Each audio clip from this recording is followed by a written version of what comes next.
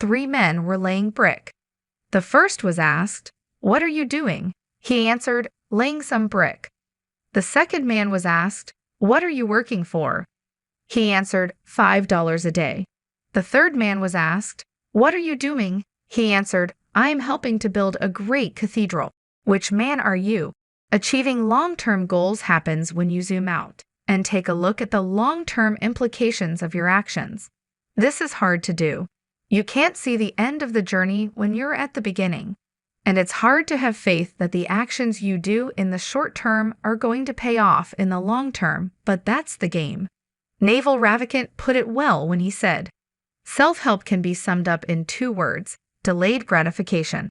He's right. Think of how many videos you've watched from me or from other people that talk about self-improvement. We're all coming at different angles to reach the same conclusion. The repetition is necessary because it can help give you the motivation to lay each brick. Let's take a look at an angle that might help you win. I've been working on my writing career and business for nearly 6 years now. In that time span, I had hundreds of days where I wasn't productive at all and fell below my potential. I've lost entire weeks, multiple times, due to a number of different reasons like personal issues, health issues, and just the general frustration that comes with trying to achieve a long-term dream. Yet, I'm here. I've managed to stay consistent enough and create enough momentum to never quit altogether. My secret? I've cultivated this ability to just wipe the slate clean when I wake up each day, and my primary goal is to win the day. Win the day enough times, and you build that subconscious level of discipline you need to stay the course. There are a number of different tiny little tasks I've had to do over the years, but I built the foundation of it all by writing pretty much every day. That keystone habit spills into other useful habits that benefit my business and my life. Then, if I'm able to cross off a list of tasks I plan to do for the day, I really feel like I've won. For you, winning the day can mean you spend X amount of time working on that project, or you make it to the gym, or you're on point at your job. But the ability to stay present enough to have a solid day under your belt provides the foundation for the future.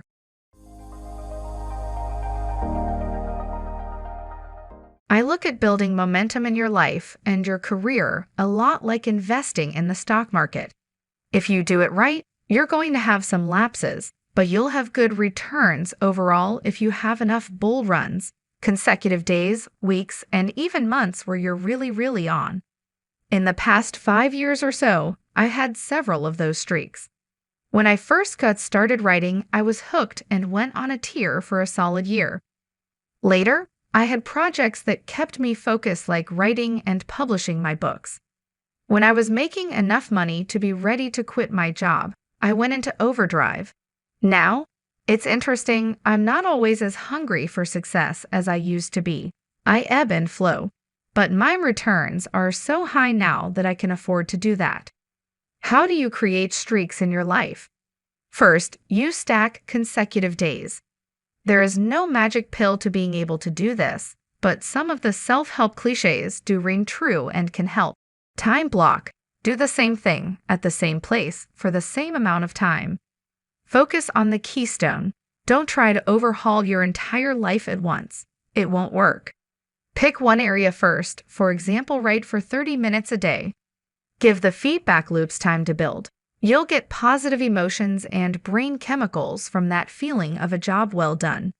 Do this enough times until you create a virtuous upward cycle. Use cues and triggers. I've used strategies like marking an X on a calendar to create a visual streak of positive activity. I've done things like putting my phone in another room, so I have to get up and turn it off, which helped me wake up at 5 a.m. to write before my job. Think, my obsession with the future helped the most. I'd always extrapolate what doing the work today would look like down the road.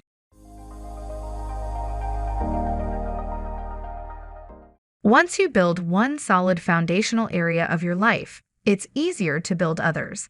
Here's a list of habits I do routinely. Write, track calories on MyFitnessPal, weightlift, waking up at 5 a.m., meditation, tracking finances, fasting, journal, shoot videos, and record podcasts.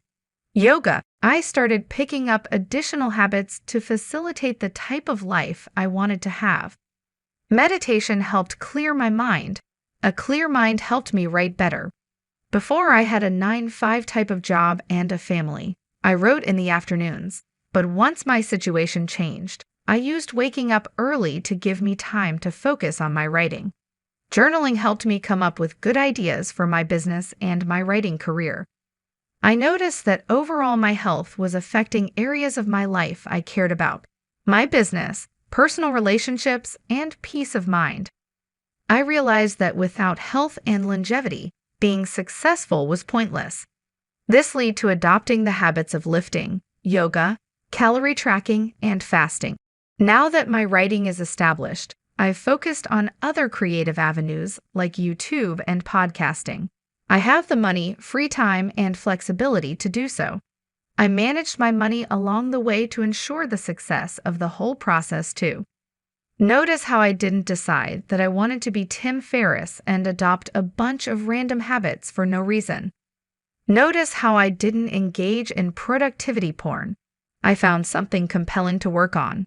Then, I found compelling reasons that fed into the primary pillar. This simple strategy is how success works.